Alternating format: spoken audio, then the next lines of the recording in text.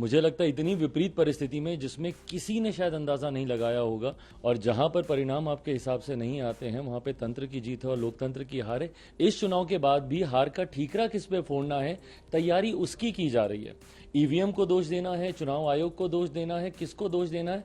देखिए, मुझे लगता है कि ये परिणाम उन कई सवालों के जवाब बनकर आए हैं जो विपक्ष निरंतरता में लगातार हम लोगों के ऊपर लगाता रहा है, हम लोगों के ऊपर वो प्रश्न उठाता रहा है अलग अलग विषयों को लेकर, और खास तौर पर हरियाणा के मैं परिणाम सबसे पहले तो मैं मेरे प्रधानमंत्री आदरणीय नरेंद्र मोदी जी के नेतृत्व को, उनकी कार्यशैली को मैं बधाई देता हूं। आज सिर्फ उन्हीं की वजह से मुझे लगता है इतनी विपरीत परिस्थिति में जिसमें किसी ने शायद अंदाजा नहीं लगाया होगा, वो परिणाम हरियाणा और हरियाणा के लोगों ने भारतीय जनता पार्टी के पक्ष में देने का काम किया।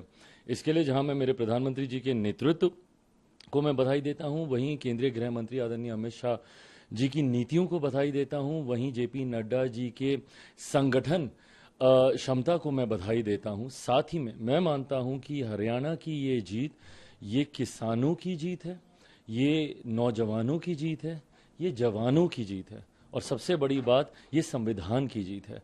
जो लोग बार बार आरोप लगाते थे संविधान को लेकर, आरक्षण को लेकर, अनुसूचित जाति में जो लोग इस तरीके का भ्रम फैलाने का प्रयास करते थे, मुझे लगता है उन सबको एक परिणाम ने करारा जवाब देने का काम किया है।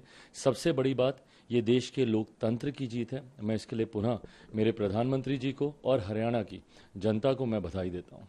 आपका की जीत है और कांग्रेस पार्टी कह रही है कि लोकतंत्र की हार है और सत्ता की संगठन की जीत है, और साथ में वो यह भी कह रहे हैं कहीं न कहीं इशारों में ईवीएम पर भी आरोप लगा रहे हैं। देखिए, जहां पे कांग्रेस हारती है, मैं चाहूंगा ना कि बताएं इस तरीके के आरोप वो और उन्हीं का सहयोगी दल एनसी लगाए ना जम्मू कश्मीर में।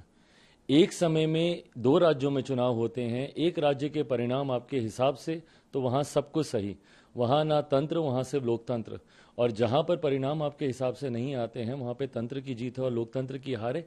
ये सोच गलत है, और कांग्रेस जैसी पार्टियां जब तक सही मायनों में हकीकत को एक्सेप्ट नहीं करेंगी और आत्ममंथन नहीं करेंगी, तब तक चुनाव दर चुनाव यही परिणाम आते रहेंगे। दिक्कत यह है कि लोग आत्ममंथन नहीं करते। इस चुनाव के बाद भी हार का ठीकरा किस पे फोड़ना है, तैयारी उसकी की जा रही है। ईवीएम को दोष देना है, चुनाव आयोग को दोष देना है, किसको दोष देना है, इस बात की तैयारी की जा रही है। वो आत्ममंथन नहीं किया जा रहा कि अंतर कलह क्या इसका कारण है, क्या लोगों के बीच सही मुद्दों को लेकर जाना क्या इसका, नहीं लेकर जा पाना क्या इसका कारण है। इसका मंथन जब तक कांग्रेस नहीं करेगी, कांग्रेस का रिवाइवल बहुत मुश्किल है।